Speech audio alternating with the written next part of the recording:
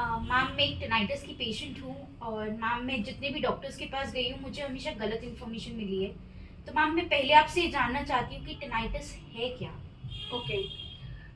Tinnitus एक ऐसी आवाज़ जो आपको दिन भर आपके कान में, आपके सर में सुनाई दे सकती है, जबकि वातावरण में कोई साउंड नहीं है। अगर इस तरह की फीलिंग आपको हो रही है, तो ये टिनाइटस कहलाता है।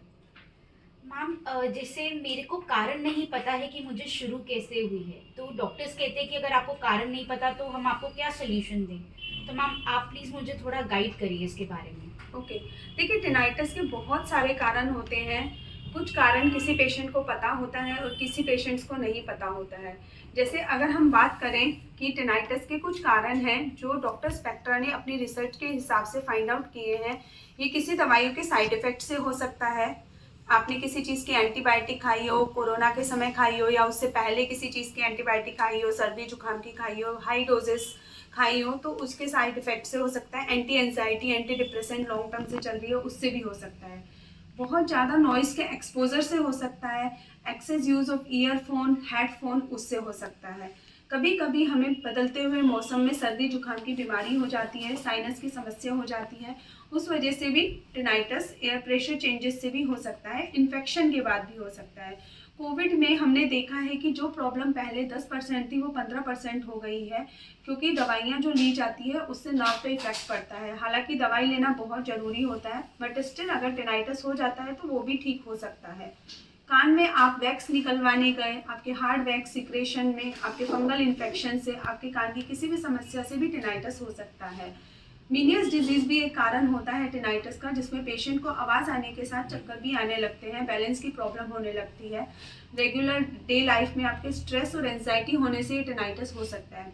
तो अगर हम बात करें टिनाइटस की, अगर आपको किसी भी तरह की झिंगुर की, सीटी की, कीड़े की, हवा की, या आपको लगे टनल के प्रेशर की आवाज़ आ रही है, एसी की, रेफ्रिजरेटर की, इस तरह की आवाज़ें अगर आपको दिन भर सुनाई दे रही है, तो आप सबसे पहले ईएनटी से कंसल्ट करें।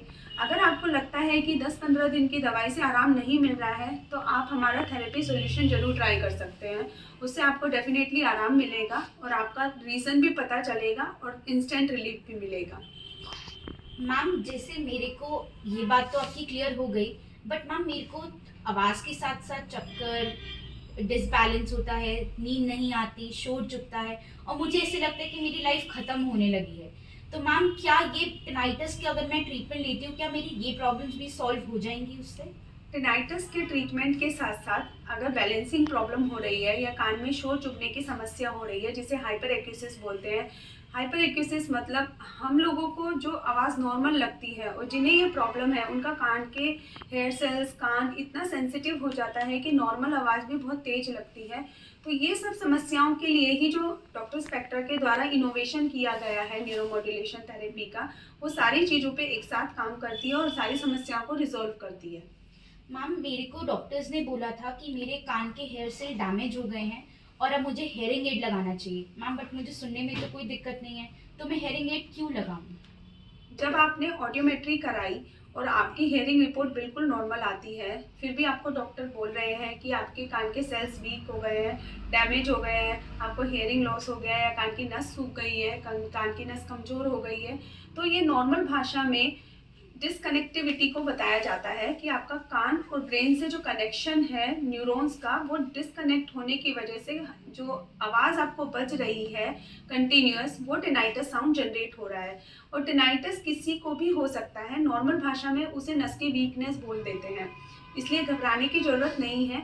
हियरिंग एड भी आपको तभी काम कर सकती है अगर आपके कान में सुनने की प्रॉब्लम है, क्योंकि वो एक अपने आप में एक एम्पलीफिकेशन डिवाइस है, बाहर की आवाज़ को बढ़ा के आपके कान से ब्रेन में पहुंचाएगी। तो कभी कभी हियरिंग एड से आपको इको हो सकता है, आपको नॉइस इरिटेशन हो सकता है और आपको अपनी आवाज़ बढ़ी हुई लग सकती है।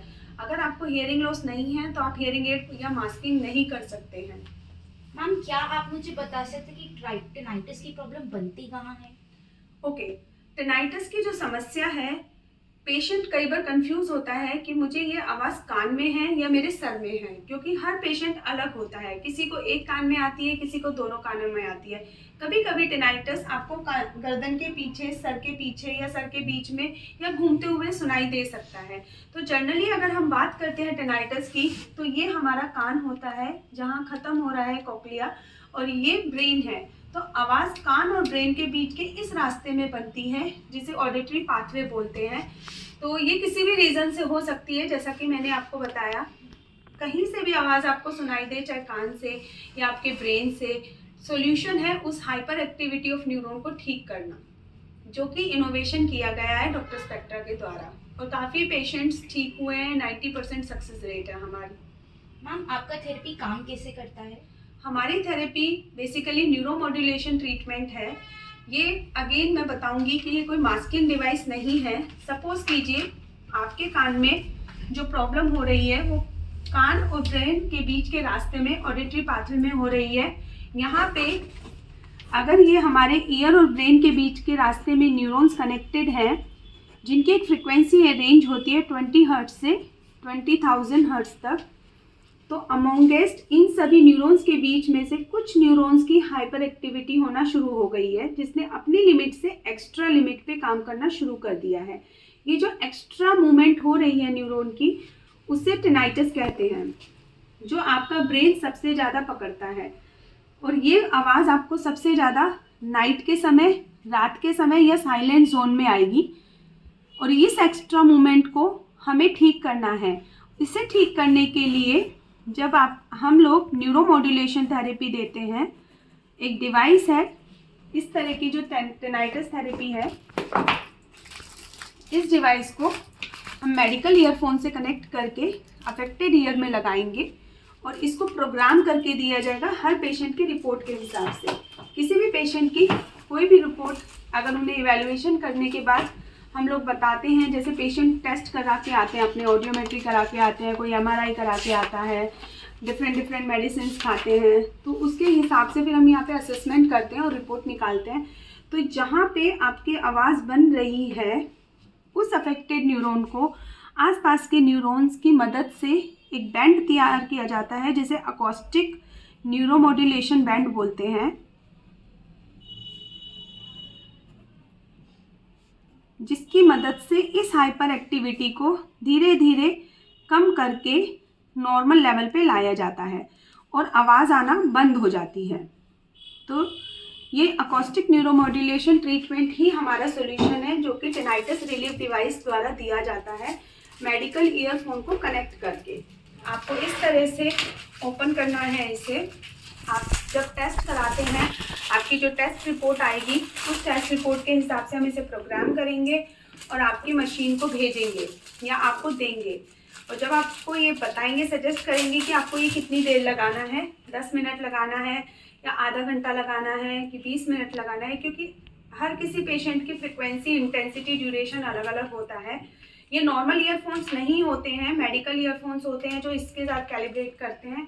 ऑन करके इसको प्रोग्राम करके भेजा जाता है और यहाँ पे आपको इस तरह से कोई भी काम करते हुए थेरेपी लेनी होती है। ओके, क्या आपकी इस ट्रीटमेंट का कोई साइड इफेक्ट है? ये ट्रीटमेंट कम्प्लीटली नॉन इन्वेसिव है, क्योंकि ये कोई मेडिसिन नहीं है जो बॉडी के अंदर जा रही है, और ये अकॉस्टिक है, मैग्नेटिक या इलेक्ट्रिकल नहीं है। तो जो साउंड वेव्स के कॉम्बिनेशन से जो थेरेपी बनी है, न्यूरोमॉड्यूलेशन, जहाँ हाइपर एक्टिविटी को कम करके ठीक किया जाता है, तो ये पूरी तरह से सेफेस्ट है, ऑलरेडी प्रूवन ट्रीटमेंट है, रिकग्नाइज्ड है गवर्नमेंट की तरफ से, एफिलिएटेड है, वैलिडेटेड है और मेडिकल रिसर्च बेस्ड है। तो ये पूरी तरह सेफ है एंड इसकी 90% सक्सेस रेट भी है। मैम अगर मैं आपका ट्रीटमेंट लेती हूँ और मैम मैं ठीक हो जाती हूँ, तो क्या चांसेस है कि मुझे लाइफ में दोबारा ये प्रॉब्लम हो सकती है? देखिए, इसमें रियकरेंस चांसेस नहीं होता, क्योंकि ये प्रॉब्लम को ठीक करती है, ना कि प्रॉब्लम को दबाती है। तो न्यूरोमॉड्यूलेशन की सबसे अच्छी बात ये होती है कि जो अफेक्टेड न्यूरॉन है उसको प्रॉपर लेवल पे लाके ठीक करा जाता है, और फ्यूचर में किसी भी तरह से कोई भी प्रॉब्लम होने पे भी ये रियकर ना हो। मैम जैसे मैं आपका ट्रीटमेंट लेके जाती हूँ, तो मैम आपका प्रोसीजर उसके बाद क्या रहता है? जनरली ये एक ट्रीटमेंट है, ये कोई डिवाइस नहीं है सिर्फ दे दिया और पेशेंट लगाएगा, ये दिन भर नहीं लगाना होता, ये कोई हियरिंग एड नहीं है, इसमें रिकमेंडेड टाइम पे आपको लेना है। तो इसके लिए इसमें इंटेंसिटी और ड्यूरेशन चेंज किया जाता है, हर हफ्ते फॉलोअप्स किए जाते हैं, आपको मॉनिटर किया जाता है। तो पूरा साल भर ट्रीटमेंट चलेगा, जैसा बताएंगे वैसे आपको ट्रीटमेंट लेना है। और मैम जैसे मैं आपका ट्रीटमेंट ले लेती हूँ, मैं ठीक हो गई हूँ, तो उसके बाद का प्रोसीजर क्या रहता है? उसके बाद आपको कुछ नहीं करना है, अपनी लाइफ को नॉर्मल रहना है और खुश रहिए। और होपफुली जो टेनाइटस अभी तक अनक्योरेबल लोग बोलते थे, और हमारे सक्सेस रेट के बाद काफ़ी लोग 100% पेशेंट्स के फीडबैक भी हमारे चैनल पे डले हुए हैं। 800 पेशेंट्स के फीडबैक हैं, आप उनके मेडिकल रिपोर्ट्स के साथ उनके फीडबैक सुनिए। होपफुली आप भी जल्दी ठीक हो जाएंगे। अगर हमने आपको ये डिवाइस रिकमेंड किया है, ये ट्रीटमेंट रिकमेंड किया है, तो आप ठीक होंगे। Thank you. Thank you.